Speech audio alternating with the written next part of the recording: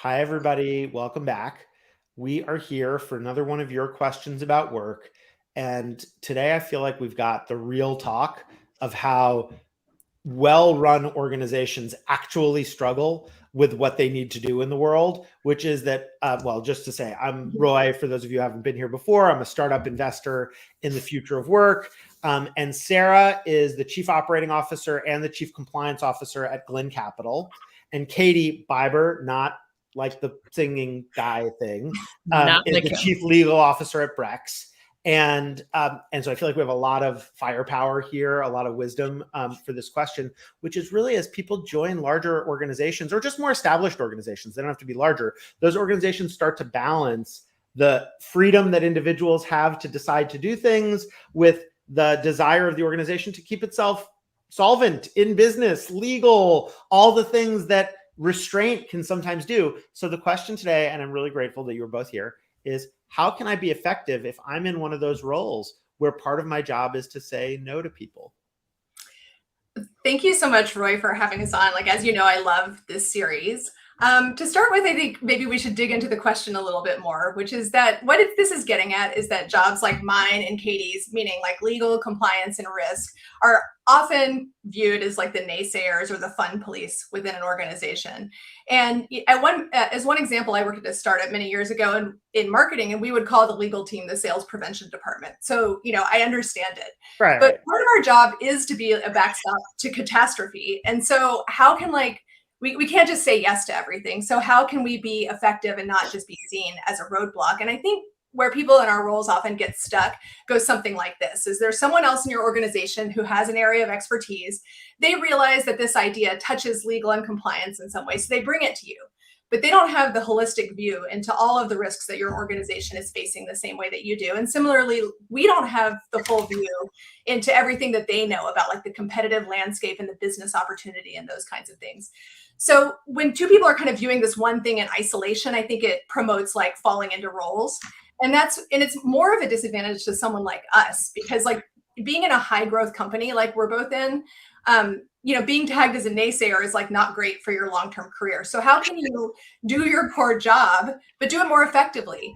And so I'm going to kick it over to Katie with some thoughts on that. Okay, so many questions about that, but I want to hear from Katie, and then we'll mix it up.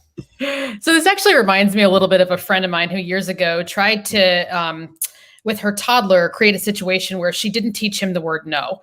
And her theory was that if she didn't teach him the word no, he would never actually, something like that. Yeah, he would never say no, but it didn't end up working out very well. As it turns out, you do sometimes have to say no. And the way that you're able to do that is to build up your credibility in an organization and make sure that people realize what a partner you actually are to them. Right. Unfortunately, there are a lot of compliance and risk and legal professionals who don't do that, who don't understand the business well enough to really craft creative solutions, who aren't excited about the products the business is selling, who don't like the people around them very, very much, and who actually relish in that role as a police officer. But the best way to get through the day having to occasionally say no is to have enough, as I like to call it, internal NPS to have the credibility to do that. I love that. Yeah, that's great. Sorry, did I interrupt you? No. The idea of thinking of it as internal NPS and trying to start by delivering value to others within the organization, I feel like is one of these generic things that makes sense in any office-based, any team-based role as well. And that you're so right that there is this personality type. I call it the prison guard personality type.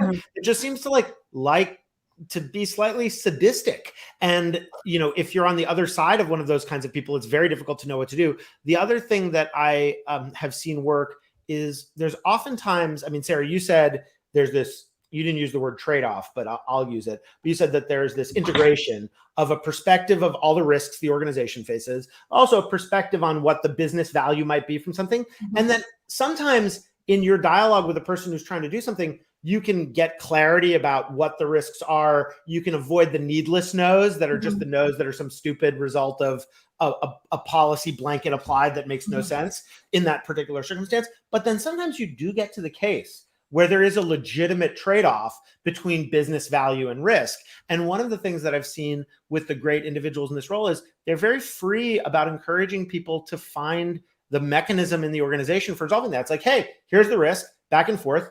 let's go to the CEO, let's go to the head of this business unit. And that person may be equipped to weigh the benefit and the risk in a way that no one individual is. And I'm curious, in practice, for the people who are on the other side of the table from you, what are they good at doing that helps you to collaborate with them effectively, where the people who are good at keeping an organization safe while also innovating at a rapid pace? Because we all know the rapid innovators who do it at the expense of, like, you're kind of constantly pulling your, look at all my hair is gone, but pulling your hair out at them. But I'm curious what the good version of it looks like. I would say it's three things. Number one, all the facts. Number two, the goals. And number three, honesty. You'd be surprised how often one of those three things is missing, and they all three need to be there for a good relationship. And all the goals, meaning that the person can understand what your goals are as well. But really, just even if it's just their own goals, it's plenty enough for me to do my job. But if there are sort of hidden agendas or hidden goals, then it's impossible for me to craft the kind of solution that they need. Yeah, I love that. Sarah, what do you think? Yeah, I mean, I would agree with that. Like, it's I think that there's a process that we can go through on our end. And if you have like a good faith partner in doing it, it is kind of like this full disclosure, just, meeting as equals to discuss like what's at stake there. And then going through a process together, which might be kind of what you were alluding to, of like accessing other people in the organization or outside the organization to feel like you've kind of run all the different threads down if it's like a really major decision. And so then you're in a position where you can weigh the trade-off. Yeah, I love that. And I'll just add, from my perspective, one of the things that leaders do when they design organizations is that they design an organization that can tolerate certain kinds of risks and costs and make that judgment. I mean, the Netflix culture deck, I feel like, was eye-opening for many people. It certainly was for me, around like, maybe we have been refusing to incur lots of small costs in the name of optimizing, when really how organizations maybe should work is any small reversible business cost, it's only money for a day kind of a thing. Whereas costs like reputation, ethical integrity, are costs that those are one-way doors. Once you lose your integrity, it's not exactly a straightforward thing to get back. Even good organizations, I find, especially in the startup world, are good at knowing legal costs are sometimes just things to weigh. Like, we all make the calculation of whether to jaywalk, and not every law is a must absolutely be adhered to at all times law. Although we'd like, especially when talking with regulators, to make as if it is. So I think that there's a role for the leaders of organizations. And the last thing I'd say, and this is really for all the founders out there, is a very nasty habit that many founders I've found fall into, or CEOs as well, especially the ones who are good at being good collaborators, is telling everybody what they want to hear. In one door, they'll say, fight the bureaucracy, don't, innovate despite them. And then they'll go to the person who is the chief legal officer and say, I need you to keep us safe. And it's just very two-faced. And the best ones I've found, and, even though I think he's challenging in 1,000 ways, I think Zuck is very good at this, is he acknowledges that bureaucracy is real and you got to figure out how to navigate within it while still adhering to it. And I think that sense of reality, part of, I think, the frustration in the saying no roles for me over the years with the people who have not been good in those roles, is you just get the sense that it's bullshit. Like, that there's no reason why they have that rule, or they can't tell you what it is. It's just policy. And then it's like, well, can't fight City Hall, might as well just go home and not do my job. So yeah, that's the worst version of someone in a risk role, no doubt. And to your point, Roy, one of the things I think is most important in sitting in a risk or legal or compliance role is to really make sure the business is taking risks very deliberately. It doesn't happen accidentally over time. So one day you look in the mirror collectively and realize that you are really in trouble. You have to make sure that every choice you're making is on purpose and not the result of just sloppiness or failure to communicate. Yeah, I love that. I really love that. And done best, I mean, look, we all end up taking risks by accident that we realize after the fact. Done best, it's a collaboration to say like, hey, you might not have realized this. I'm not doing this to control you. I'm doing this to protect you as a professional, but also to protect the organization as a whole.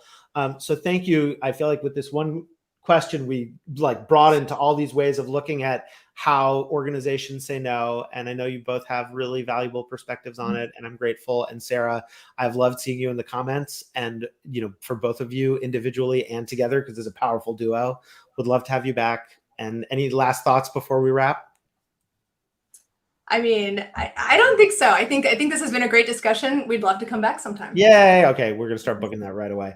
Thank you. And to be continued. And for folks who are out there, we get these questions in part from you. So ask them, push back. If you've had some issue with overcoming a no or trying to deliver a no and struggling to figure out the right way to stick it, that can be equally maddening too. It's like, hey, I'm here to. Part 2 can be how to incentivize your risk officer to say yes. Oh my gosh. We can cover that at a Equity. later Is there an date. answer other than equity?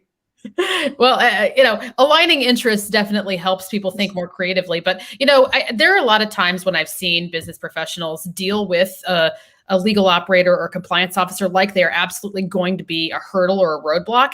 And there's a psychological principle in humans that if you treat them like a hurdle, they will show you what a hurdle looks like. Totally. Well put. And one of the most important things you can do is actually just treat someone like a partner, and you'll be surprised how positively they'll respond. And I'll just say this: I don't think she watches us all that frequently, but our counsel for Bloomberg Beta, to me, has been the exemplar of protecting the organization's interests while being a partner.